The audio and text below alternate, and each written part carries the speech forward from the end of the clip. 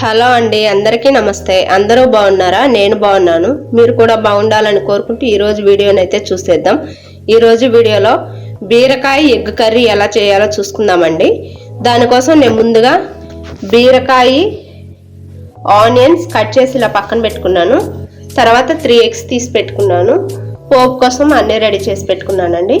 ఇప్పుడు ఫస్ట్ కళాయి పెట్టుకు ఆయిల్ వేసుకోవాలి.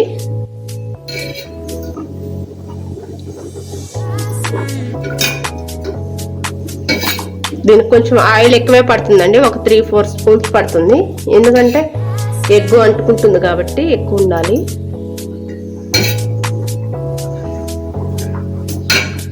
ఆయిల్ బాగా వేడవ్వాలండి. ఆయిల్ వేడైందండి. పోపు గింజలన్నీ వేసేసుకుందాం. నేను అన్ని ఒకేసారి వేసేస్తున్నాను.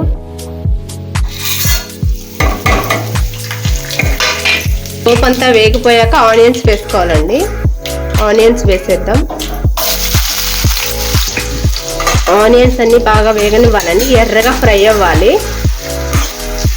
ఇందులో కొంచెం సాల్ట్, పసుపు యాడ్ చేసుకుందాం.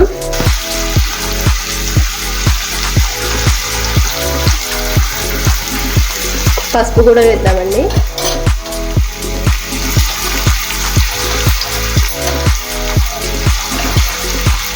సాల్ట్ వేస్తే ఆనియన్స్ మంచిగా త్వరగా వేగిపోతాయండి, అందుకోసం అది.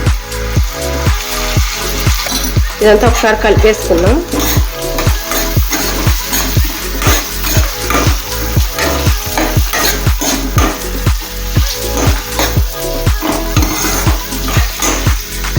మూత పెట్టేసి ఆనియన్స్ బాగా ఫ్రై చేసుకుందామండి. చూసారు కదా ఆనియన్స్ ఎలా వేగిపోయాయో, ఎర్రగా వేగిపోయాయి. ఇప్పుడు బీరకాయ వేసుకోవాలండి.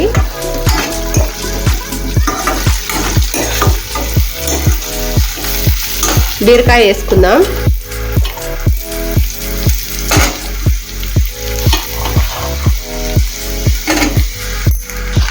బీరకాయ అంతా వేసాక అంతా కలిపేసుకోవాలండి. బీరకాయ కూడా మంచిగా ఉడికిపోవాలి, అందులో ఉన్న వాటర్ అంతా వచ్చేసి ఉడికిపోవాలండి. అప్పుడు ఎగ్ వేసుకోవాలి. పచ్చివాసన అంతా పోయి మంచిగా ఉడకాలి బీరకాయ కూడా.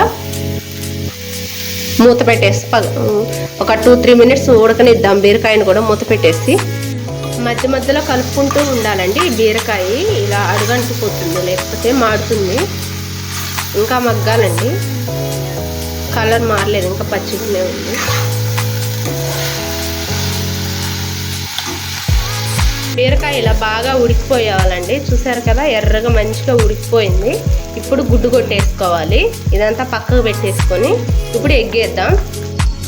ఇలా ఎగ్ వేసానండి. ఇదంతా కలుపుకోవాలి ఒకసారి. ఒక సైడ్నే ఎగ్ వేసుకోవాలి.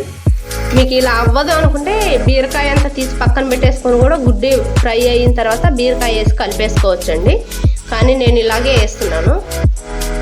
ఇందులో కొంచెం కారం, పసుపు, ఉప్పు రుచికి చూసుకొని, ఆల్రెడీ మనం బీరకాయలు వేస్తున్నాం కాబట్టి చూసుకొని కొంచెం సరిపోకపోతే ఎగ్లో కూడా యాడ్ చేసుకోవాలండి.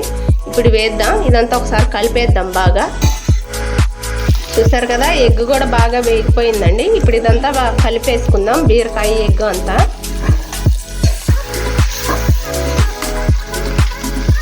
ఇలా అంతా వేగిపోయిందండి. ఇప్పుడు టేస్ట్కి తగినంత కారం వేసుకోవాలి.